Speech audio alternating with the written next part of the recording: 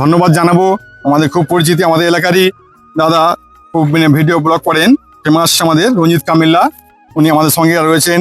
খুবই আমরা খুশি তো উনি এসছেন, তো ওনাকেও আমাদের ইনভাইট করলাম আমাদের মেলার জন্যে। অসংখ্য ধন্যবাদ। আমার মতো এই ক্ষুদ্র ব্যক্তিকে আপনাদের এই মহতী অনুষ্ঠানে আমন্ত্রিত করার জন্য আমি কল্পনাও করিনি যে আপনারা আপনাদের এই মহতী অনুষ্ঠান, ক্রিকেট টুর্নামেন্ট, সঙ্গে মহোৎসব, সঙ্গে শীতলা মাতার পূজার্চনা এবং গ্রামীণ মেলা, প্রতিদিন যে অনুষ্ঠান সূচি রেখেছেন, তাতে সত্যি গ্রামের এই ঐতিহ্যগুলো যেন আগেকার দিনের কথা স্মরণ করিয়ে দেয়। ঠিক। তো এখনকার দিনে এই সমাজ ব্যবস্থাকাল দাঁড়িয়ে এই সমস্ত রীতি রেওয়াজ কিন্তু উঠে গেছে প্রায়। আপনারা যেভাবে নরনারায়ণ সেবা বা ক্রিকেট যেটা জগতে ফিরিয়ে আনা, হ্যাঁ, এখনকার সমাজ ব্যবস্থায় মানে মোবাইল গেম, সোশ্যাল মিডিয়া আসক্তি হয়ে মানে শারীরিক চর্চা অনেকটা দূরে চলে গেছে। হ্যাঁ, তো সেই জায়গায় আপনার যে এইভাবে একটা আয়োজন করেছেন, সমাজকে একটা বার্তা দিচ্ছেন, তার জন্য সত্যি ধন্য হয়েছে এখনকার সমাজ ব্যবস্থার মধ্যেও যেগুলো টিকে থাকে। হ্যাঁ। আর একটা জিনিস হচ্ছে আপনাদের এই যে আমন্ত্রণ, মানে আমি গর্বের সঙ্গে গ্রহণ করলাম এবং আশা করি চেষ্টা করবো 100% নিশ্চয়ই।